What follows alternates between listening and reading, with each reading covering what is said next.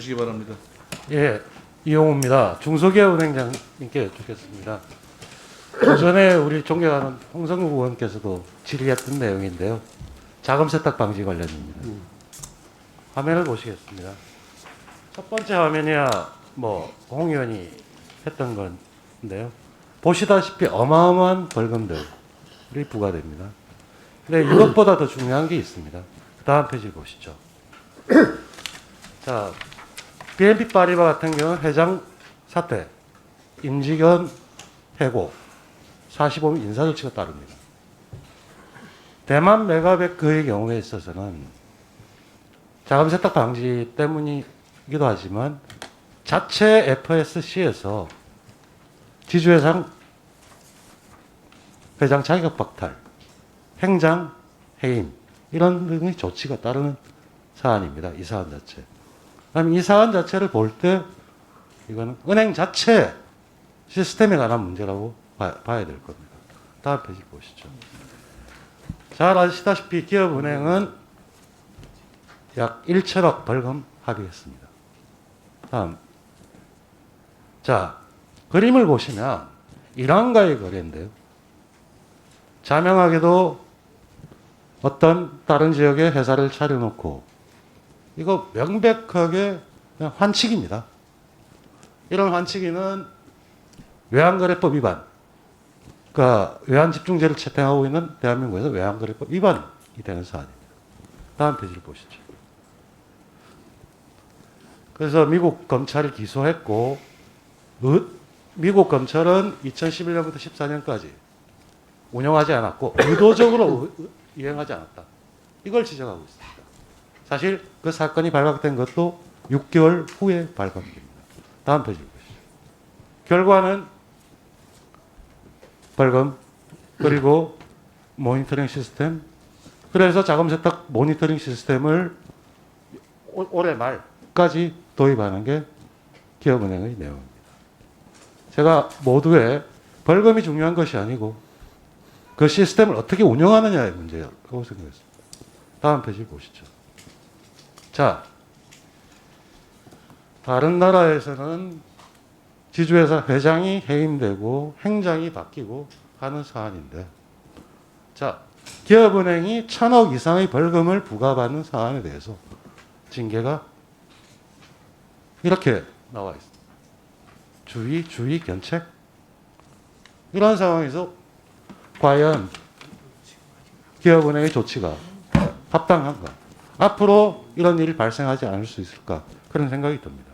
다음 페이지를 한번 보시죠. 그래서 컴플라이언스 감독 체계를 이렇게 만들었습니다. 다음 한번 보시겠습니다. AML 인력 현황을 비교한 거는 오전에 홍 의원도 했을 겁니다. 기업은행을 보시죠. 인원이 좀 있는 것 같긴 하지만 여기 빨간 게 고경력. 고경력이 뭘까요? 임금 피크제에 올라와 있는 아무데도 갈 수 없는 사람들입니다. 자, 자금 세탁 방지 그저 의심거래, 현금거래 1,000만 원 이상 보고하는 걸 끝나는 게 아니고요. 의심거래는 프로그래밍에서 패턴들이 계속 나올 때 그걸 체크하고 하는 시스템이 중요한 게 아니고 시스템을 운영하는 게 중요합니다. 그런데 이런 사람 실제로 제가 이런 인력들을 뽑다 보니까 젊은 친구들 프로그램 잘하는 안 가려고 해요. 단순한 이유로. 그리고 나이 든 사람은 개념 자체가 없습니다. 그거 되면 그게 문제야? 이러다가 발생한 사건입니다. 다음 페이지를 보시겠습니다. 이건 바로 외국계 그 비교 사항입니다. 자, 기업은행이 자금 세탁 방지를 위해서 인력을 자체 어떻게 운영하고 프로그램을 어떻게 운용하느냐, 이 문제에 대해서 인식을 가지지 않는다면 어떤 일이 발생을 하겠습니까?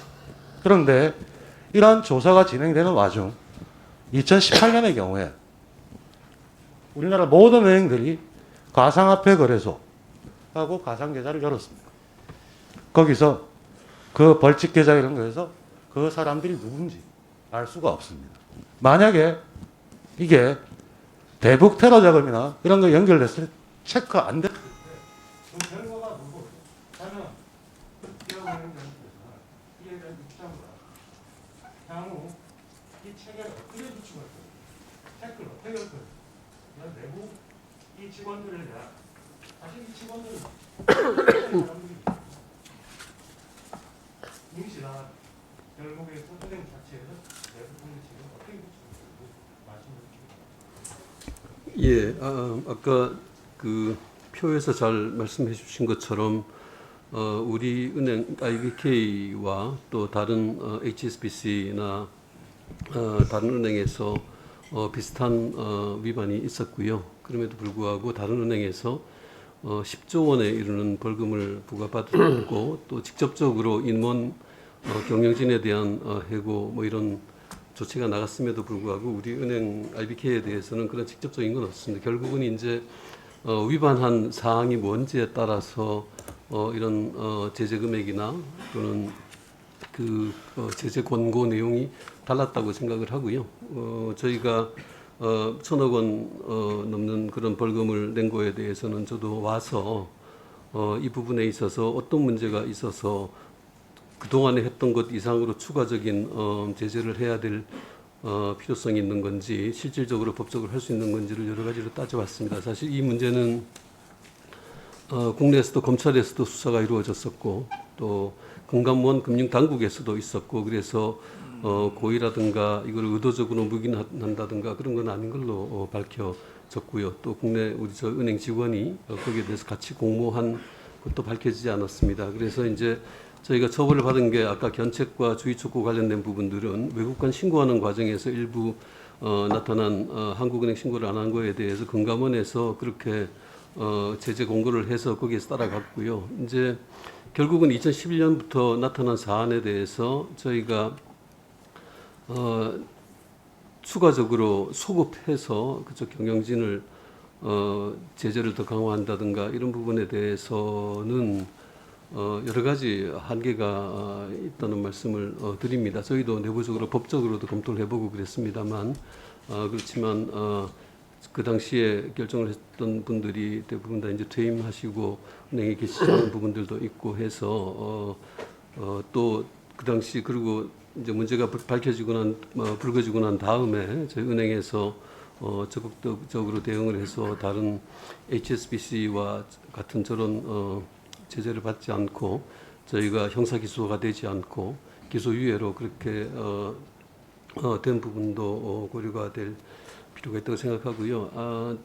자금 세탁 방지 인력과 인력뿐만 아니라 시스템도 상당히 중요하다고 생각하고 그 부분이 어느 정도로 앞으로 나타날 수 있는 여러 가지 사안을 잘 걸러낼 수 있는지에 대해서는 사실 판단하기가 쉽지 않은 이슈입니다. 뉴욕 같은 경우는 저희가 인력이 충분한지에 대해서 지금 9명이 있습니다만 그쪽 뉴욕의 금융당국하고 같이 긴밀히 협의하면서 필요한 경우에 추가적으로 늘리는 걸 하고 있고요.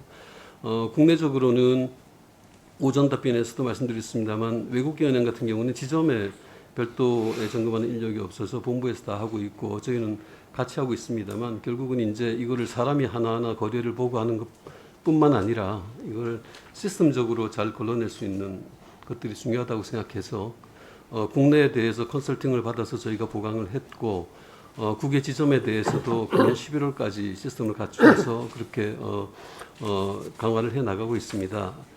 인력을 제가 봐서 금년에 팀을 하나 추가적으로 신설하고 직원도 늘렸습니다만 아까 고경력 직원이라고 이제 말씀하셨는데 한편으로 이제 퇴임을 몇 년 앞둔 분이기도 하지만 나름대로 전문성도 있던 분들입니다. 그래서 실제로 이런 문제가 있는 거래를 잘 걸러낼 수 있도록 저희가 계속 점검을 하고 필요한 경우 인력 보강도 하고 하겠습니다. 예, 필요하면 또 보충 질의하시고요. 이용우 의원님 수고하셨습니다. 다음 질의는 존경하는 권은희 의원님 해주시기 바랍니다. 네,